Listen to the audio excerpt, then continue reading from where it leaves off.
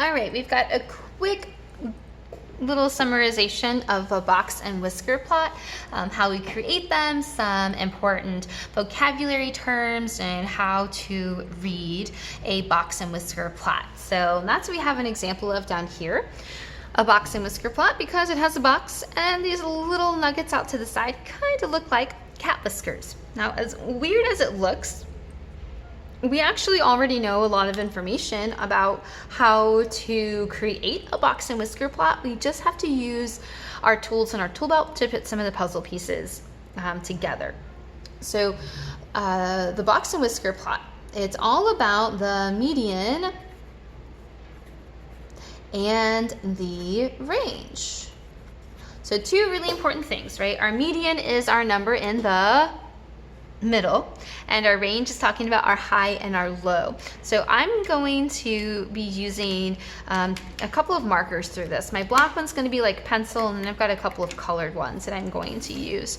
So I'm going to grab my first marker, and we're going to find the median of this data. Now what's nice is that it's already ordered from least to greatest, because that's our first step for median. So we're just going to crawl our way in to find our median, and it looks like it is 24. So I'm going to circle it.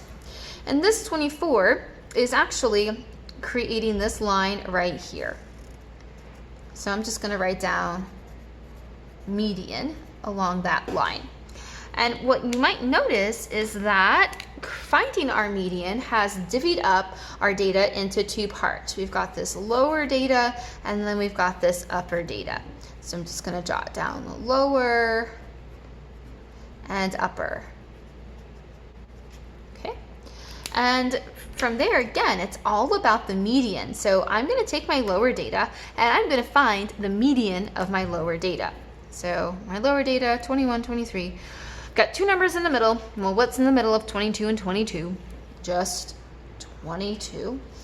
And that lower median is going to become the edge of our box. So I'm just going to jot down lower median and just abbreviate it. And then we're going to do the same thing for our upper data and find the median of our upper data. Well, there we go. What's in the middle of 26 and 28? 27. So then that becomes the edge of our box, and that's going to be our upper median. Okay, so just notice something. Do you guys see how our medians, our lower median, our upper median, our overall median, actually come together to create the box of our box plot? All right, pretty cool. Again, all about the median. Median of all our data. Lower median, upper median. And then we're going to find our extremes, our lowest number, and that's going to become our little tail. And our highest number, and that's going to become our other little tail. So low number, high number, nothing too fancy with that. All right, so that's just the basics. Now we're going to look at a little bit more. So what you might notice down here, the exact same box plot, is that a box plot is chunked into four parts. Numbers that we might think of when we hear four: quarter, quadrilateral, quad, quadricept.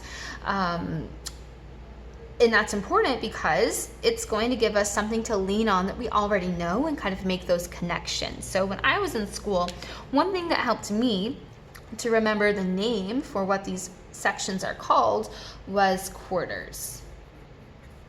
Right? Quarters, we're talking about fourths, quarters, and that led me to remember, oh yeah, these chunks of this box and whisker plot are called quartiles. And then my mind just kept going from there. Quarters, quartiles. Quarters are worth 25 cents. Quartiles are worth 25%. And just kind of keep the wheels turning. Again, leaning on stuff that we already know.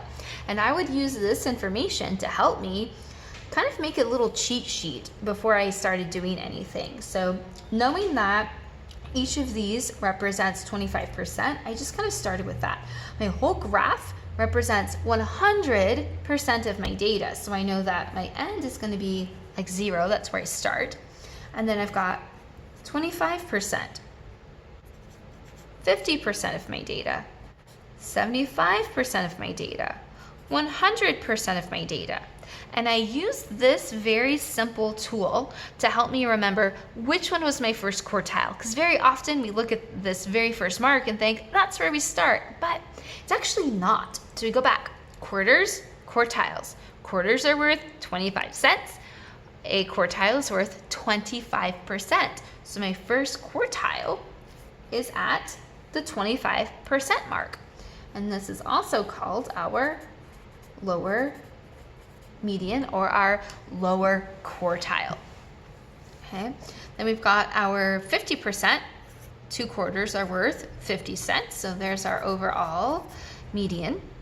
Then we've got 75%, so 3 quarters are worth 75 cents. So we've got our upper quartile or upper median.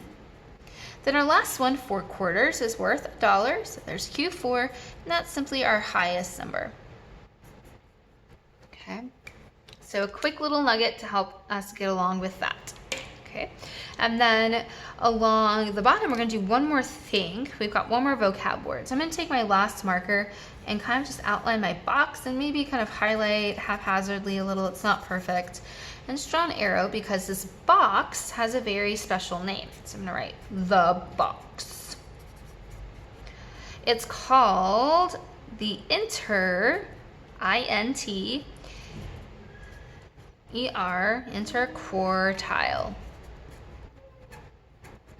Interquartile, it's the stuff inside, interquartile.